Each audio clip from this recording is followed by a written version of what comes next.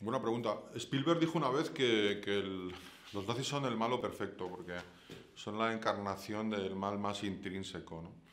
Y es verdad. O sea, he conocido desde que empecé con este tema a gente que se ha obsesionado con este tema. He conocido a gente que los ha perseguido, que me ha pasado dosis de información de fotos hechas con teleobjetivos por encima de vallas, de gente que se ha pasado en archivos buscando documentación sobre el tema. Es un tema verdaderamente adictivo. Uno de los protas de la peli lleva años investigando sobre ese tema. Es un tema tan bien oculto por los servicios de inteligencia del franquismo que la verdad es que empezar a destriparlo y a descubrir cosas es un viaje que hago con el espectador, ¿no? Y que es apasionante, ¿no?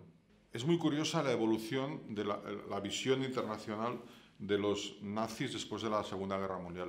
En los años 40 y 50 la Segunda Guerra Mundial había sido tan terrible que nadie quería hablar del Holocausto ni de nada parecido.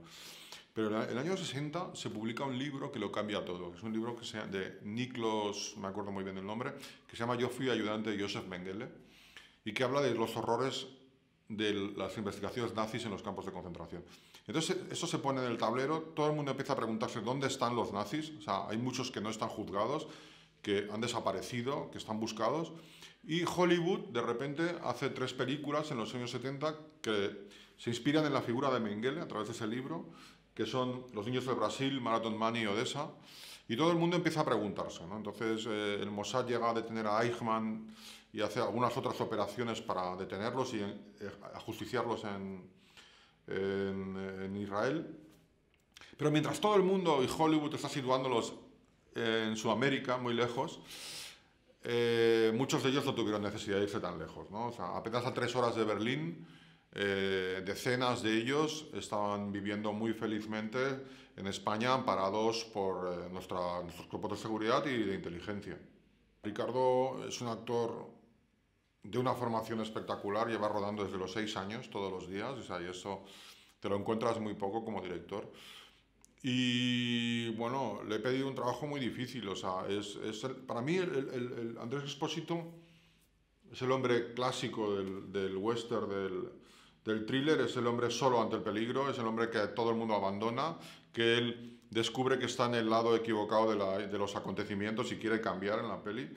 Yo siempre digo que una persona, un ser humano nace en el momento del parto, pero nace como persona cuando algún acontecimiento en la vida le sacude. Y eso es lo que le pasa a Andrés, nace como persona, ¿no? A través de Colombo, que es el padre que nunca tuvo, ¿no? Es el otro policía. Empieza a sentir cosas como la empatía hacia el sufrimiento ajeno, la sensación de justicia, ¿no? Algo que desconocía, la llamada de todo ese tipo de cosas. Entonces, ese viaje de nacimiento de una persona es el que hace el arco de Andrés en toda la peli y creo que es muy interesante, ¿no? Hay una cosa que no me gusta nada de muchas películas, es que todos los personajes de todas las clases sociales hablan como Hegel y Kant, o sea, tienen una capacidad de verbalización de sentimientos profundos y complejos bárbara, ¿no? Entonces eso no es real, o sea, hay gente que habla muy bien, como todos sabemos, y gente que es gente de acción, o gente que no habla, y gente que ni siquiera es de acción y ni siquiera habla, ¿no? Pero bueno, Andrés Expósito es un hombre de acción, es un hombre verbalmente inexpresivo y es un buen poli, es un hombre muy intuitivo, sabe detener a un ladrón, seguir una pista, pero no es un hombre de palabras, es un hombre de hechos, ¿no? En cambio Colombo, que es su ser humano opuesto, ¿no? Es un hombre verbalmente muy expresivo, que es un desastre con una pistola en la mano, que no sabe hacer nada. Y los dos juntos crean el poli perfecto para mí, ¿no? Que es ese hombre, ese híbrido que tiene las dos cosas, que es muy bueno en la acción, haciendo cosas, y muy bueno en la detección de problemas. El propio Andrés Expósito, el sustituto, no tiene pasado, es un pasado que él mismo desconoce, se lo han borrado, ¿no? Para mí es una pequeña analogía con lo que era España en aquel momento, ¿no? O sea, descubre que lo que le han enseñado del pasado es mentira, de su propio pasado, y descubre que hay otra puerta, ¿no? Que a lo mejor es otra persona, ¿no? Que a lo mejor la realidad no es como se la han contado, ¿no? Y es un poco lo que era, yo recuerdo que era la España de esa época, ¿no? O sea, los cargos dirigentes, los accesos a las carreras universitarias era solo para los hijos de los ganadores de la guerra civil, los nietos de los ganadores, y los sustitutos eran los únicos que casualmente podían jugar de titular, pero solo muy casualmente. Andrés, por la muerte de un compañero, acaba siendo inspector, y Eva, por una baja de una compañera, acaba siendo titular de una sección de un hospital, ¿no? Son hijos de perdedores, nietos de perdedores, pero hijos concretamente ellos, y de repente tienen que jugar en la peli, ¿no? Cada uno, como no quiero hacer spoiler, pero cada uno lo hará de una manera muy diferente, ¿no? Yo vivía la transición, era muy joven entonces, y estoy convencido de que la transición es una obra de teatro, es una ficción que se tiró adelante para que fuera posible la democracia.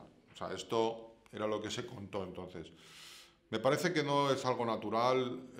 Aquí tenía que haber acabado el fascismo con una serie de juicios, encausamientos, que no ocurrieron porque la transición sirvió básicamente para que el poder no cambiara de manos, ¿no? El poder económico, ¿no? Entonces esta peli cuenta, como en un segundo término, pero habla de la basura que hay debajo de la alfombra, ¿no? De lo que fue la transición, ¿no? Estas pequeñas cosas que con el tiempo van a ir saliendo y que hablan de que a lo mejor no sabemos todo, ¿no? Que a lo mejor la transición no es ese cuento tan perfecto y tan modélico que nos han contado, sino que hay muchas cosas más. Era inevitable, cuando tocas este tema y esta época, era inevitable hacer un puente con el mundo actual, ¿no? Sobre todo que pienso mucho en un chaval, una chica de 20 años que vea la peli, que sepa poco de la España reciente, tampoco tiene por qué saber nada cuando ve la peli, pero por lo menos esta revisitación que está haciendo la ultraderecha en Europa de la historia, que no se la crea, ¿no? Que lea un poco más, que todo está muy bien contado, muy bien documentado, y que entienda la historia del siglo XX en Europa, que fue una barbaridad, y que no se deje llevar por las modas estas absurdas de la ultraderecha.